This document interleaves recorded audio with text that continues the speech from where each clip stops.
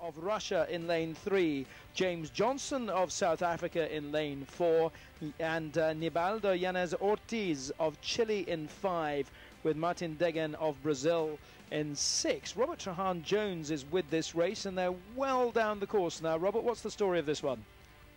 Indeed, well down the course, yes, indeed, Rob. And leading the way at 1,100 metres, it's James Johnson for South Africa, just ahead of Ryan Allen of the USA. Then back in third position, Quentin Antonielli for Monaco. In fourth place, Martin Degen of Brazil. Fifth right now, Nibaldo Yanez of Chile. And in sixth, we've got the Russian sculler, Merab Chermashentsev.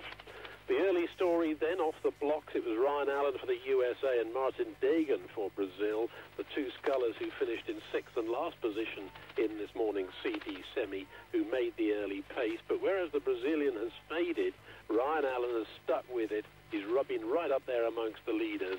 But then James Johnson took his time to come through the field.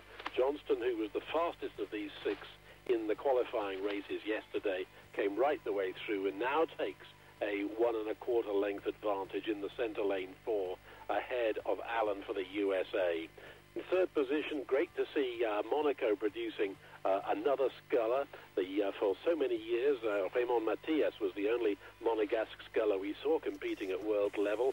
He entered the Beijing Olympics, even though he was a lightweight, entered against heavyweight competition. Haven't seen too much of him since then. I think he may have retired, but it's good to see another young Monegasque sculler coming onto the world scene, and Antonielli sitting here in third or maybe even second position with 500 remaining. Yes, the bow ball for lane number 2 has slipped past the tiring Ryan Allen for the USA. So the USA now in third position, and also coming through strongly, Nibaldo Yanez for Chile, who was way back down the pack through the first half of the course, but has suddenly realised he's got a race on his hands here if he can rescue something, and he too is now going past the American. So with just 400 metres remaining of this D Final of the junior men's singles, James Johnston for South Africa leads the way home. Antonielli for Monaco in second position. Then we've got Yanez for Chile, Allen for the USA. In fifth position, Chermashentsev for Russia. Disappointing race for the Russian, really, who was quite fast in the CD semi, but maybe used all his energy reserves in that race earlier today, and he's only got the Brazilian Martin Degen behind him as we enter the closing stages.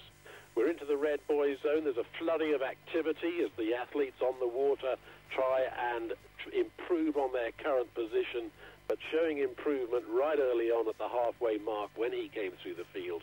James Johnson for South Africa, sitting upright in his boat, a big, physically big athlete, sitting tall, applying the levers, putting on the pressure, and maintaining a 2-length advantage ahead of the field.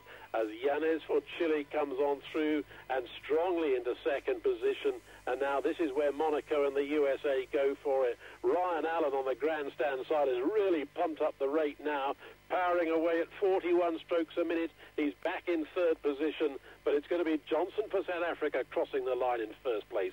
Chile takes second, USA takes third. Nothing to choose between Monaco and Russia. We'll have to get the official result from the tower.